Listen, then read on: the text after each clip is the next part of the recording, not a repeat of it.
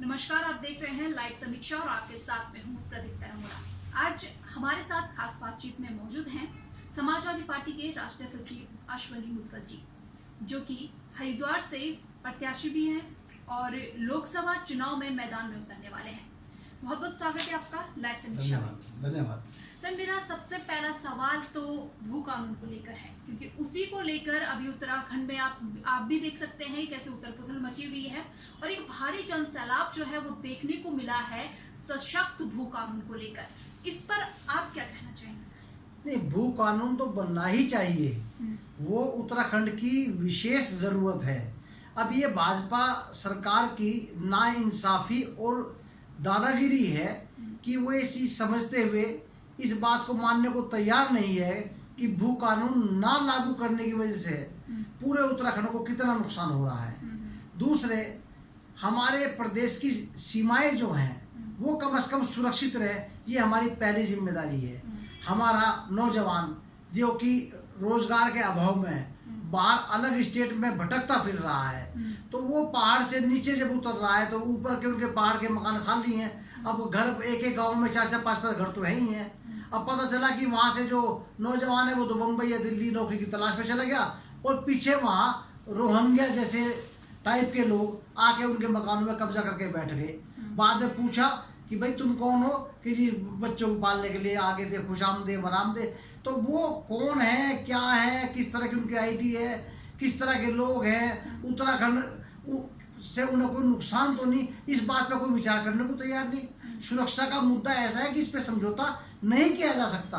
तो भू कानून के और तो बहुत सी बातें हैं, लेकिन ये मैं सुरक्षा के दृष्टिकोण से जरूरी समझता हूँ कि भू कानून लागू होना ही चाहिए। जी बिल्कुल, काफी अच्छी बात मुदगल जी ने कही है कि उत्तराखंड में भू कानून का होना जरूरी क्यों हो गया है, क्योंकि एक बहुत बड़ी वजह इसके पीछे ये है कि जो सीमांत प्रदेश है वहां से लोग धीरे धीरे पलायन कर रहे हैं, लेकिन वहां आज भी लोग रह रहे हैं। लेकिन वो लोग कौन है, ये एक बहुत बड़ा सवाल उठता है कि जब उत्तराखंड के लोग वहां पर नहीं है तो आखिर वो लोग वहां पर कहां से आए हैं और क्या उनका नाम है, क्या उनका पता है। अधिकतर देखा जाता है कि रोहिंग्या जो है वो इस तरह से जो खाली होते गांव है वहां पर अपना डेरा जमा रहे हैं। इस तरफ सरकार को ध्यान देने की बेहद जरूर हो चुका है, क्योंकि अगर उत्तराखंड को बचाना है तो बहुत ही जरूरी हो चुका है भू कानून का सशक्त होना, मूल निवास का होना। ये आपने बहुत अच्छी बात कही है। वहीं अगर हम देखें, देवभूमि इसे कहा जाता है, लेकिन जहां पर बद्रीनाथ है, केदारनाथ है और चारों धाम यहाँ पर स्थापित हैं। अगर हम चमोली की बात करें, केदारनाथ की बात करें, तो वहां पर आज मुसलमान बस चुके हैं, जबकि ये देवभूमि है। ये एक बहुत बड़ा सवाल है और इस तरफ उत्तराखंड वासियों का ध्यान आकर्षित करना आज की डेट में बेहद जरूरी हो गया। बहुत अच्छा सवाल आपने किया है। देखिए, वैसे तो मैं गंगा जमनी तहजीब जो हमारी है उसका हामी हूँ। बिना हिंदू के मुसलमान का काम नहीं चलता और बिना मुसलमान के हिंदू का काम नहीं चलता। लेकिन जहाँ तक धार्मिक आस्थाएं हैं उनसे समझौता किसी किस्म का होना नहीं चाहिए। अब केदारनाथ है, हमारा धाम है, हिंदुओं का धाम है, बद्रीनाथ है, गंगोत्री है, यमुनोत्री है, अब हरिद्वार है। यहाँ किसी मुस्लिम का क्या काम? जैसे दुबई में आप कितना भी व्यापार करें, आप हिंदू हो, मुस्लिम हो, सिख हो, ईसाई हो, कोई बात नहीं, लेकिन जब मक्का मदीने हज करने के लिए आदमी जाता है, जब उसकी बात है तो वहाँ हिंदू का अलाउ नहीं है। वहाँ सिर्फ हज करने के लिए मुसलमान ही जा सकता है। क्यों? क्योंकि उनकी धार्मिक आस्थाएं हैं और हमें उस बात पर कोई एतराज नहीं। तो जब मुस्लिम के उस धार्मिक स्थल पर मक्का मदीना, वहाँ कोई हिंदू नहीं जा सकता है। मैं ये नहीं कहता कोई बदला है। इसी तरीके से हमें ये भी समझना चाहिए कि जहाँ केदारनाथ है, बद्रीनाथ, अच्छा इस्लाम में तो जो मूर्ति पूजा है सब तरीके से वो जो बुत परस्ती के खिलाफ वो लोग हैं, और हम लोगों की तो आस्था ही जो है केदारनाथ और बद्रीनाथ हो, वो तो सारा का सारा सिस्टम है। हम तो इन्हें जीवंत समझते हैं, अपने देवताओं को, अपने परमेश्वर को अपने जीवन जिंदा समझते हैं, तो हमारी आस्थाएं जुड़ी हुई है। अब वहाँ अगर कमांड धीरे धीरे, पहले केदारनाथ बद्रीनाथ में मुस्लिम जो है 1-8% कोई होगा, आज 20% से ज़्यादा है। कहाँ से आ रहे हैं, क्यों आ रहे हैं? अगर रोजगार की बात करें तो क्या रोजगार उन्हें बद्रीनाथ या केदारनाथ में मिलेगा, जो कि धार्मिक नगरी है? उन्हें काम करना तो भाई ज्वालापुर चले जाओ, आप जो है ज्वालापुर के अलावा देहरादून आ जाओ, आप उधम सिंह नगर चले जाओ, आप अल्मोड़ा चले जाओ, चमोली चले जाओ, टिहरी चले जाओ, पौड़ी चले जाओ, लेकिन क्या बद्रीनाथ और केदारनाथ ही जाना जरूरी है? तो कहीं ना कहीं ये सब सवाल हैं, अनसुलझे सवाल हैं, तो इन पे भी सरकार को ध्यान रखना चाहिए और गौर करना चाहिए। बिल्कुल बिल्कुल, बहुत सही बात आपने कही है कि रोजगार के लिए क्या धार्मिक जिले ही रह गए हैं, धार्मिक स्थल ही रह गए हैं, लेकिन इस तरफ अगर देखा जाए तो इस तरफ सरकार का ध्यान नहीं जाता है।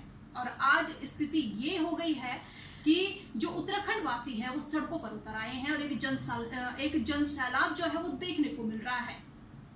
देखिए, परिवर्तन प्रकृति का नियम है।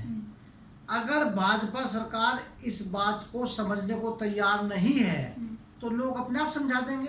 अब चुनाव आ रहा है, चुनाव में मुझे याद है कि एक बार भाजपा पांचों की पांचों सीटें हार गई थी यहाँ से, बिल्कुल सुपड़ा साफ हो गया था। क्यों? क्योंकि लोगों में उनके प्रति बेहद आक्रोश और बेहद नाराजगी थी। ऐसे ही हालात और ऐसी ही परिस्थिति इस वक्त पैदा करते जा रहे हैं। अब जो जैसे भू कानून था वो है, या उसके अलावा रोजगार का मुद्दा देख लो। अब ये तो कहने की बातें हैं आपस में, प्लेन और पहाड़वाद पैदा करने के लिए कि साहब बाहर के लोगों को रोजगार दिया जा रहा, फला को रोजगार दिया ही कहाँ जा रहा, किसे दिया जा रहा? सब लोग तो बेरोजगार हैं भाई। नर्सिंग का स्टाफ की वैकेंसी थी वो खाली पड़ी है, जेई की वैकेंसी खाली पड़ी, ए की वैकेंसी खाली पड़ी है, डिपार्टमेंट में जो क्लर्क है उनकी वैकेंसी खाली है, टीचर की वैकेंसी खाली है। तो वैकेंसी तो खाली है। अब इन्हें तो बस खाली चमकाने के लिए कि 600 करोड़ 800 करोड़ दीवार पुतवाने के लिए लगा दिए गए कि दीवार पुतवा दो, ये शहर स्मार्ट हो जाएगा। अरे भाई, एक बारिश हुई सारा का सारा पेंट उतर के साफ जाएगा, उसका फायदा क्या हुआ?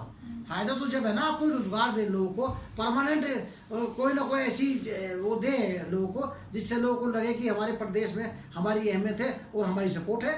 जी बिल्कुल, रोजगार को लेकर बहुत अच्छी बात आपने कही है कि जहां स्मार्ट सिटी को लेकर करोड़ों का बजट केंद्र से आ चुका है, वहीं अगर देखा जाए तो राजधानी में भी युवा बेरोजगार हैं।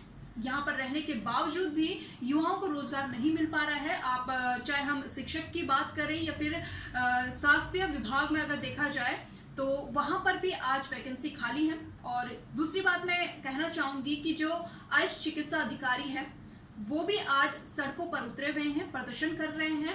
काफी समय उन्हें हो गया है और आयुष मंत्रालय खुद सीएम के पास है, लेकिन उसके बावजूद भी उनकी नहीं सुनी जा रही है, जबकि उन्होंने एग्जाम दे दिया है, इंटरव्यूज भी निकाल दिया है, सिर्फ उन्हें नियुक्ति पत्र का इंतजार है। दरअसल है क्या, एक कहावत सुनी होगी आपने कि माँ पे धी पिता पे घोड़ा, ज्यादा नहीं तो थोड़ा थोड़ा। इसके मायने ये है कि जैसा बादशाह होगा वैसी उसकी प्रजा होगी। अभी चूंकि मोदी जी का एक जो स्वयंभू टाइप का एक सिस्टम है कि वो पूरी पावर उन्हीं के अंदर निहित है और पीएमओ ही पूरा मैनेज करता है, उसी चीज को अपने पैटर्न पे मैं समझता हूँ शायद धामी जी भी समझ रहे होंगे कि मुझे किसी की जरूरत नहीं, मैं अकेला ही कुछ करूँ।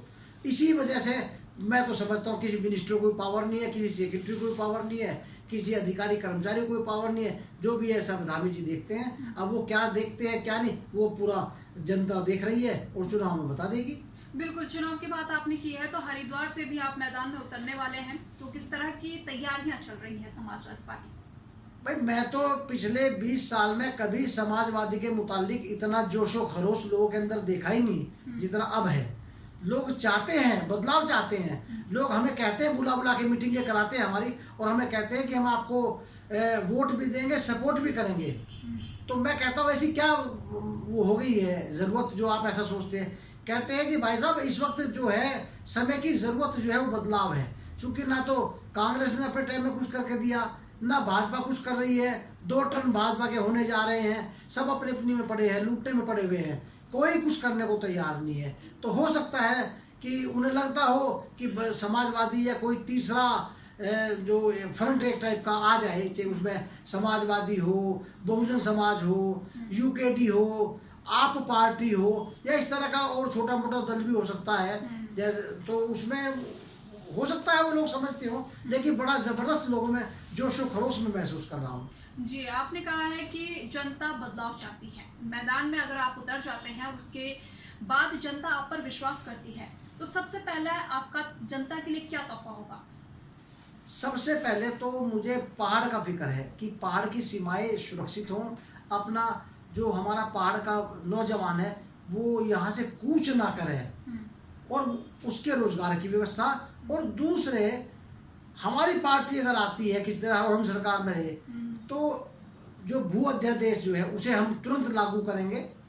और तीसरा एक और अहम मामला मैं बताऊं आपको कि जो पेंशन का मामला है, जो लोग जिनकी पेंशनें बंद कर दी गई थी, हम वो पुरानी पेंशन बहाल कर देंगे। ये हमने अपने टारगेट में कर रखा है। पेंशन बहाली हमारे यहाँ मुख्य है। अब आप ही देखिएगा, एक आदमी पूरी जिंदगी 60 साल तक प्रदेश की देश की सेवा करता है, बाद में इस उम्मीद पे कुछ नहीं तो पेंशन तो मुझे मिलेगी, मेरे बच्चे मुझे नहीं पूछेंगे तो कोई बात नहीं, पता चला पेंशन ही बंद कर दी।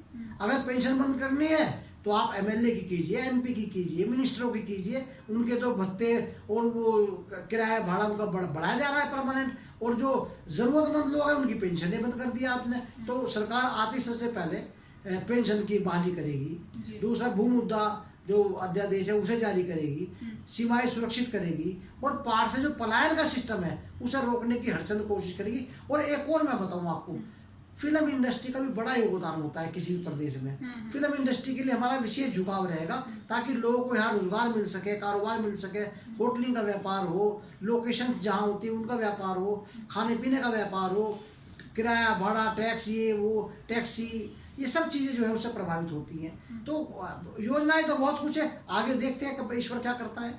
जी, अब नया साल आने वाला है 2024, जो कि काफी चुनौतीपूर्ण रहने वाला है सभी पार्टियों के लिए।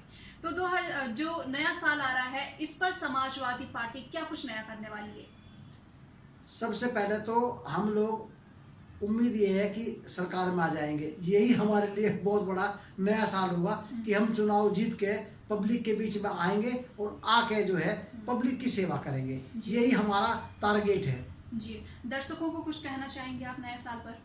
बिल्कुल, कि अपने वोट का सदुपयोग कीजिएगा, जज्बात में ना आइएगा, भाई भतीजेवाद में ना आइएगा कि साहब मेरा भाई तो कांग्रेसी है, मेरा भाई तो बीजेपी का है, अरे भाई समाजवादी में तो हमारा कोई लिंक नहीं था। आप जो है एक बार हमें भी मौका दे के देखें, और उसमें यह कि हटाना तो आपके हाथ में है ही है। अगर आपको लगे कि भाई समाजवादी ने वादा करके वादा खिलाफी की तो आगे कभी सपोर्ट ना कीजिएगा, लेकिन एक बार अवसर तो दें। बहुत बहुत धन्यवाद आपका हमसे खास बातचीत करने के लिए। धन्यवाद, बहुत बहुत धन्यवाद। तो हमारे साथ जुड़े हुए थे समाजवादी पार्टी के राष्ट्रीय सचिव अश्विनी मुदगल जी, जिन्होंने काफी मुद्दों पर बहुत अच्छी बातें कही हैं, और जो 2024 का चुनावी मैदान होने वाला है उसमें वो उतरेंगे। और उन्होंने साफ तौर पर किया है कि अगर समाजवादी पार्टी सत्ता में आती है तो सबसे पहले उद्देश्य उनका उत्तराखंड का विकास होगा, उत्तराखंड के युवाओं को रोजगार देना होगा। बने रहिए लाइव समीक्षा के साथ। नमस्कार।